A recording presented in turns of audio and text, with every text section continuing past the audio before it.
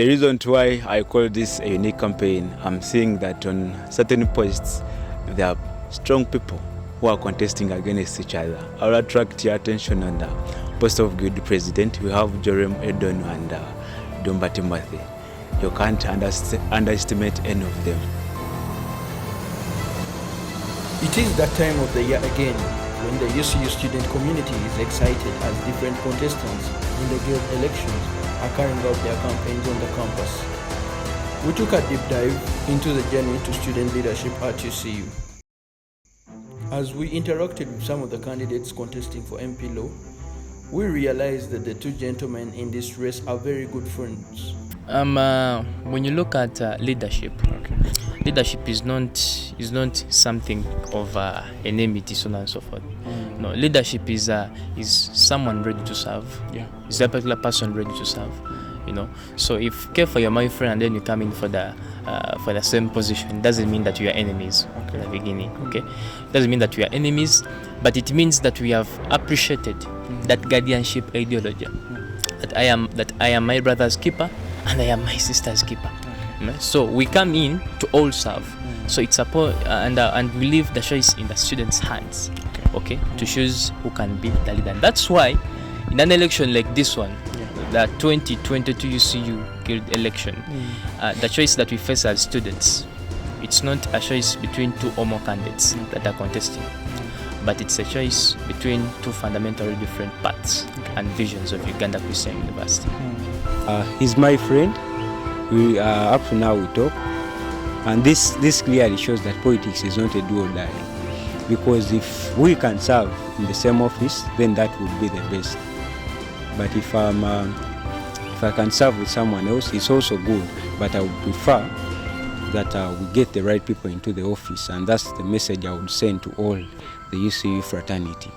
The other candidate contesting for this position is a lady called Josephine Aunyo. One of the tactics used by Guild presidential candidates as they are campaigning is to ally with other candidates contesting in the different constituencies at faculty level, residents or non-residents, and in that way they mobilize political support for each other. As we talk to some of the candidates contesting in the different races, many acknowledge the fact that they are independent and neutral. I've not really allied with any Guild aspirants because personally I feel like a campaign should be individually based first and foremost, especially in an institution such as a university, such as UCU. You should focus on your campaign. That is what I'm doing. I'm focusing on my campaign. And I am coming as a Katrina Cynthia, and I'm willing to work with any Guild president that makes it come 18. I'm not siding with any Guild president. Yes. I've not allied with anyone because both of them are my friends. So we know ourselves personally, so I can't say that I'm at this side or this side because they are all my good friends. These candidates also reveal some of the experiences that they have had as they carry out their campaigns and how they have managed to overcome the challenges. You meet a voter and it's like, MP, some lunch, buy me juice, buy me this. So it is out of sacrifice. We do not have all that big amount of money, but we sacrifice the little we have. And you think it's worth it, like putting in all that kind of extra effort? It is worth it because people consider your hard work. Yeah, they consider what you have put in. It's not a matter of sitting there and you expect people to vote you. You have to reach out to them. This year, 2 aspirants for the position of Guild President will appear on the ballot paper. Jerem Edonu and Dumba Timothy have all come out to clearly state their intentions for running for the highest office in the Guild government. My motivation to take on this leadership responsibility is the need for me to serve the university community, the student community, the need for me to represent the students who will consequently mandate me with that responsibility, and then the need for leadership to join in the cause to solve our different challenges, because that's like a responsive action that calls for leadership. So these 3 things motivated me to take on leadership, but also more importantly, to be more realistic, and in a time like this when leadership really demands so much from us, I feel like leadership itself motivates me to take it on. For what inspired me, or what keeps inspiring me, is this constant need. Maybe one could call it even a hunger to see people achieve things that they never knew they could. All through my life, I try my best to make sure that the people around me together achieve things they never thought that they could. So now when I joined UCU, it was just to do the same thing. That's why the slogan is "Let's go further."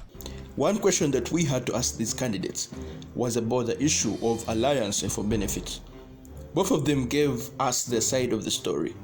I bring you money, you appoint me in your government. So I would like to know, have you signed any agreement yet as you so far? Well, that's very interesting of you to start with. I haven't so far signed any agreement, Okay. and many of the people who are supporting me, especially very core to the whole cause as well, haven't engaged in such selfish interests really for themselves to propel. But I'm key, and I understand where we are coming from, and I know that we've made certain mistakes before that we ought not to repeat. Okay, I am very critical enough to know that as I go into leadership, and God willing above all, I shouldn't trade my independence and my influence to my friends or people around me for their support. Okay, but also I will tell you the fact. Okay, interestingly, it's key to note that this is a time where people are being tested, and this is a time we will understand where each and everybody works best. But yeah, for me, really, I haven't considered anyone for appointment in return for their support to me, and many have supported me freely. Like I said earlier on, I've made them understand the cause and own the need for leadership itself. So yeah. No, I have not. Mainly because KEFA is I don't believe in that. Because we are supposed to serve students, and in the end, it is Dumba's government. It's the 25th government, Dumba's time. What happened in Dumba's time? What did Dumba do? And the cabinet is an extension of the president. So, if I am to play around and I appoint people because they have supported me financially, what are their ideologies? What are they willing to offer to the students? Because in the end, it is my name on the line. So when it comes to cabinet, I am very, very strict. Very strict. And I think that people who have interacted with me do know that I do not sign contracts. I do not tell you that you're going to work in any position. But though, if you would like to serve in any particular position, you can always convince me by telling me what you're going to do, telling me the ideas that you have for that particular position and for the students. Whether you have money, that is not an issue, because we have a given fund whereby if you have clear plans, the money is all yours. If you don't have clear plans, you're not going to touch that money. So I just want ideas. That's all I need. The money is there. As we introduce the issue of governance in our discussion, we asked these two gentlemen how prepared they are to overcome some of the challenges in student leadership at UCU. Leadership, and how are we able to listen to each other? Can I be able to speak to you and you understand me just by speaking? Can I speak to you and you understand the vision that I'm trying to implement? Do we share the vision? If we share the vision, it's very hard for us to not have disagreements. We shall have disagreements, but it's very hard for us to fall out and give up if the vision is the same. So I think that is one thing we are going to focus on, making sure that the cabinet and the president understand the one vision that they have. Okay. But I think for me as Jorem, as I go into leadership, I am critical enough to note or pay attention to the process that leads me to guild presidency. That will further define where I'm headed. Okay? Yeah, you talked about something, and one of the things I will say is we of course exposed to opportunities such as students coming with maybe their selfish interest. A person wants to buy a position of leadership, and again, like I said, this is a process leading me to that position of being guild president. How am I going to respond? Okay, am I going to respond in a point that in a sense that it's going to affect my influence or my decision consequently? So we ought to treat such initial processes with a lot of care, lest they destroy where we are headed, or it's not okay for me to get there, but get the product, but the process was one that was damaging. So in as much as we want the product, we ought to pay attention to the process. In the previous incidences, we have seen opponents in the guild race working together after elections. The incumbent guild president, Mirembe Rachel Siranda, appointed her opponent's campaign manager, Chivuna Jonathan, as her vice president. Jerem and Timothy disclosed their reasons why it may or not be possible for them to work together after the elections. So you as Jerem, are you willing to work with Dumba, regardless of the circumstances or what is going to come out of the elections? Are you willing to work under Dumba, or are you willing to appoint Dumba? Okay, thank you very much.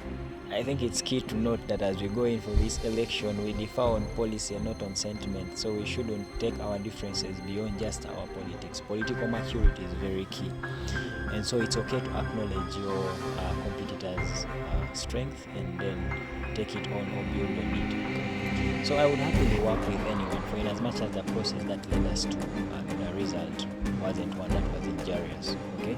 Because again, like I said earlier on, this is a test for me and Timothy, and after the election, we will definitely get to understand who was doing it as a do or die, and to have such a person in the guild government would mean it would be a mistake to have, because usually what makes someone take an election as a do or die is having selfish interests, and when they carry on with those selfish interests to the guild, it is going to be very injurious to us. So I think the process that is going to take us there will determine who will qualify really to work with the other. I think I wouldn't be happy to work with anyone who injures my the process really, or brings me down, or would want to do anything to bring me down. But I would be happy to work with anyone who would harmoniously work with me, or look at me as a competitor, but not as an adversary. Okay.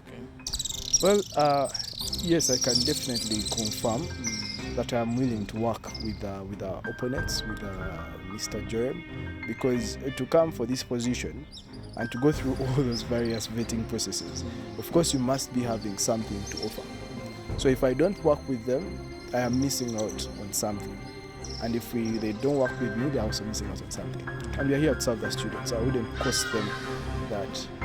UCU has always maintained that it practices non-partisan elections. Guild candidates are not allowed to associate themselves with any national political party. However, it is alleged that some candidates try to look for external support among some political groups. As we talk to Dumba, he mentions the kind of external support that he has got. Of course, I have external support. Yeah, I don't think you can. It is rather hard to go through campaigns if you don't have external support. But this support is in form of family, relatives, maybe people from your former school, well-wishers, uncles and aunties. Because as a person, I don't believe I highly support the position UCU is taking in terms of being non-partisan.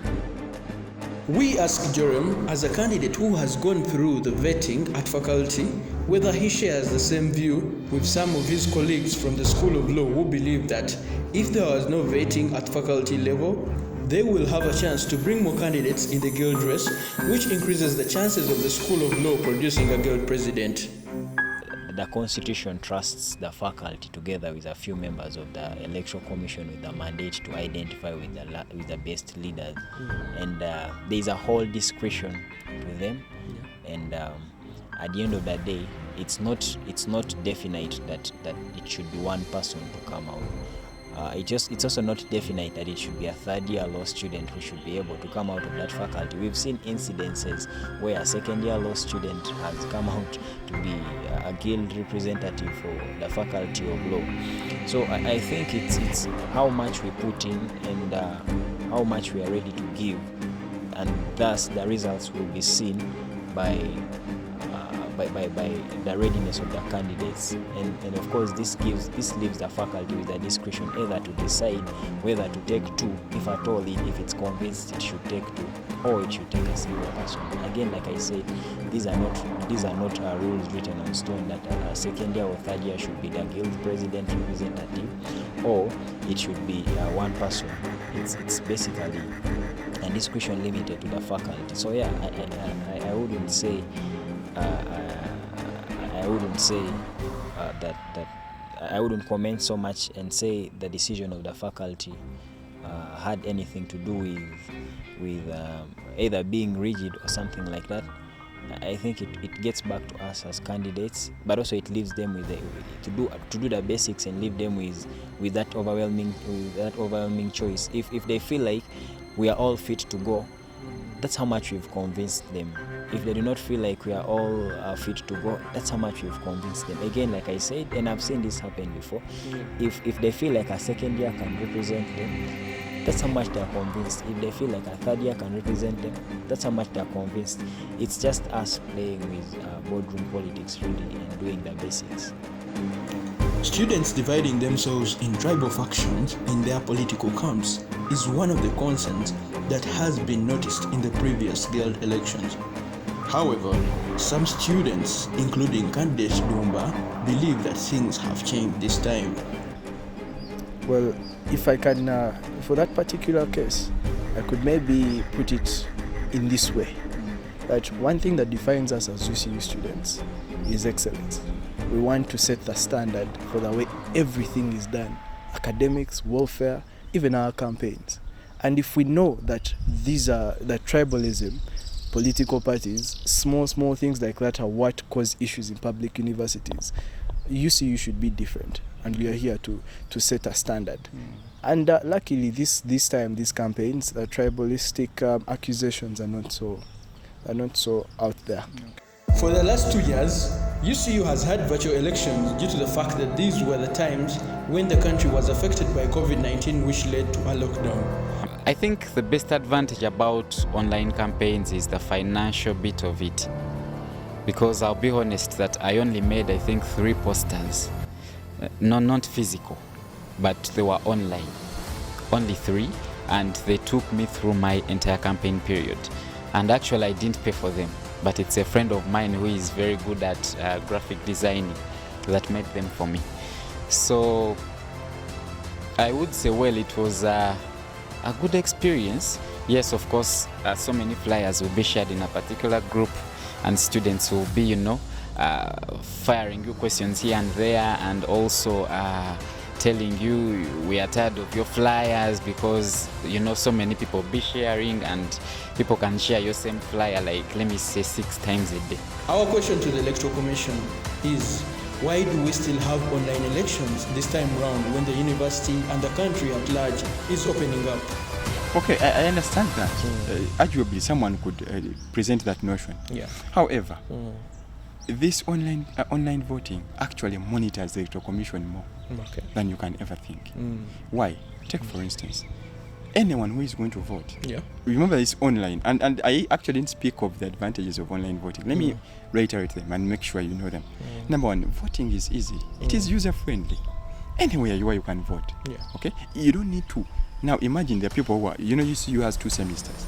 There are people who are off semester. Now tell me how someone from Zimbabwe will come and vote in the name of a physical vote, right? But it is online.